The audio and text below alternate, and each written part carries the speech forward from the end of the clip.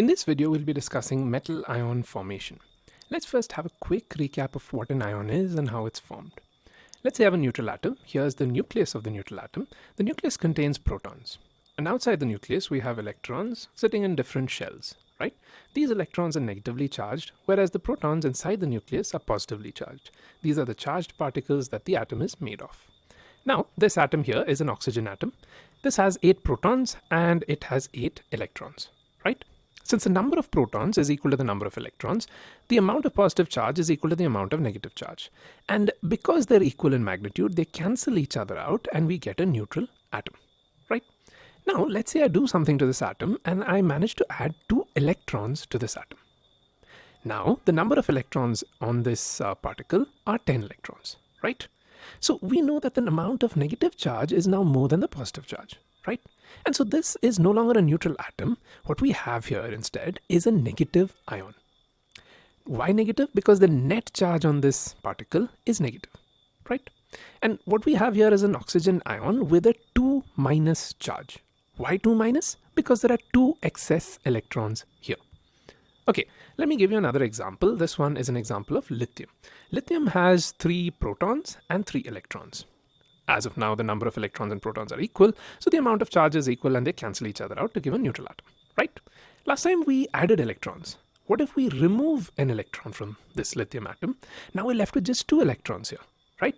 So the amount of positive charge now is greater than the amount of negative charge, and we have an overall positively charged particle. So this particle here is no longer a neutral atom, it is a lithium ion. Now the charge on this lithium ion is 1 plus. Right? So we write a plus there. Why is it 1 plus? That's because we have 1 excess proton here. And so this ion here is a positive ion.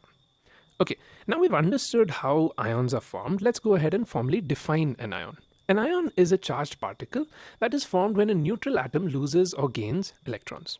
Now the key here is that an ion is a charged particle. You cannot have a neutral ion. Okay, and when a neutral atom loses electrons, it forms a positive ion. When it gains electrons, it forms a negative ion. Okay, now we're going to move ahead with discussing metal ion formation. On the left, I'm going to one by one list out metals, and we're going to see what are the possible charges their ions can take. Now, to help us, I'm going to put a list of noble gases here. We know that every metal, or every element for that matter, would want to become like a noble gas in order to gain stability. If an atom is somehow able to get the electronic configuration of a noble gas, it becomes stable. Let's begin with lithium. Which noble gas do you think lithium would easily be able to become like? Yes, lithium would become like helium, right? Lithium can easily become like helium by losing that 1 valence electron, right? That would give it an electronic configuration which is identical to that of helium. In this process, it would gain a +1 charge. And since it's gained a +1 charge, it would no longer be an atom, but it would become an Li plus ion, right? Let's apply the same concept with our next example, that's sodium.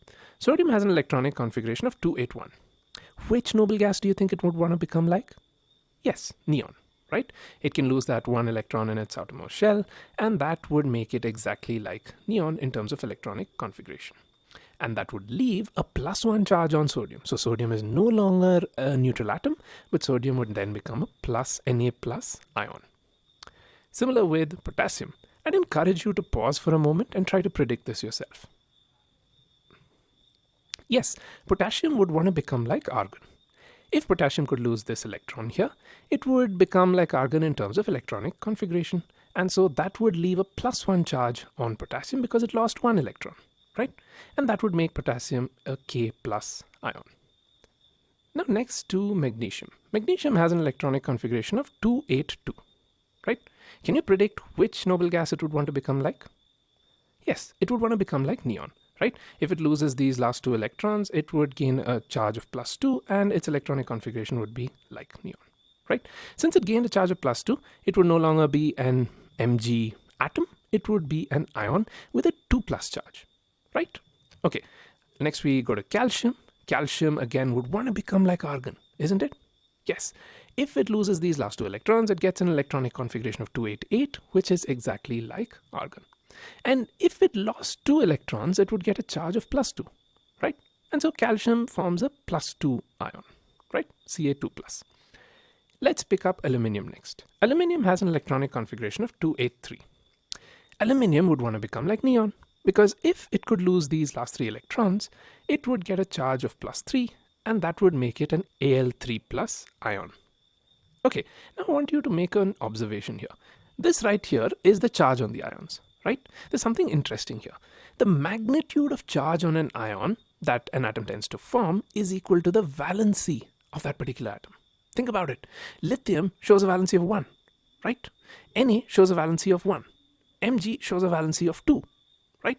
Ca shows a valency of 2. Al shows a valency of 3, right? So generally what happens is that if you remove this plus sign from these charges, you'd find that you've got the valency of those particular atoms. Okay, great. Now let's move on to a few funny guys. Now let's move on to a few funny guys. Copper has an atomic number of 29.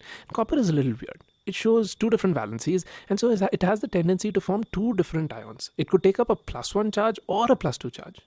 So basically copper can become either Cu plus or Cu2 plus. Similar with iron, iron also has a tendency of showing 2 charges, that is +2 and +3. So you could end up with Fe2 plus or Fe3 plus. Let's move ahead with the summary. We were able to learn that an ion is a charged particle that is formed when a neutral atom loses or gains electrons. We can have both positive ions and negative ions. We were able to look at the ion formation of a few metals, and we were also able to learn that valency is equal to the magnitude of charge on an ion that an atom tends to form. That's it for this video. Thanks for watching.